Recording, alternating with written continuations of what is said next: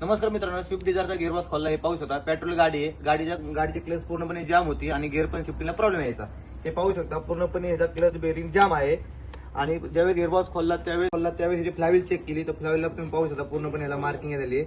आणि flywheel bearing जर नाही बदलली तर गिअर शिफ्टिंगला प्रॉब्लेम येतो आणि गिअर पण अडकतात. त्यामुळे ही बेरिंग कंपल्सरी चेंज केली पाहिजे. ही प्रेशर प्लेट तुम्ही पाहू शकता, इथं पूर्णपणे गाळ्या पडलेला आहे.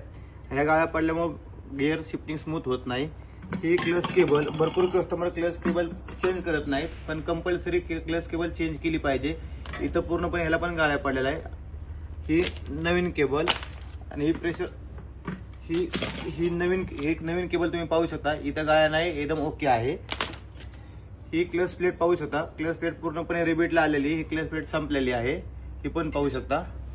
ही नवीन क्लच प्लेट तुम्ही इथं पाहू शकता, एकदम ओके आहे. इथं गाळ्या वगैरे पडलेल्या नाहीये. ह्याच्यामुळे गिअर पडताना शिफ्टिंग वगैरे एकदम व्यवस्थित स्मूथ शिफ्टिंग होते. ही क्लच बेरिंग कंपल्सरी चेंज करायची. ही बेरिंग जर चेंज नाही केली तर गिअर शिफ्टिंगच्या वेळेस बेरिंगचा नॉइज येतो आणि गिअर शिफ्टिंग व्यवस्थित होत नाहीये. ही फ्लायव्हील बेरिंग पण कंपल्सरी चेंज करायची. हिच्यामुळे गिअर शिफ्टिंग व्यवस्थित होते.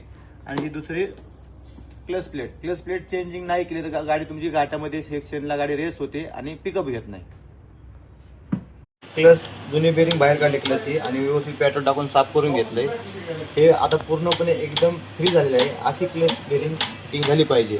आणि ही फ्लायव्हीलला व्यवस्थित पेपर मारून घेतलाय.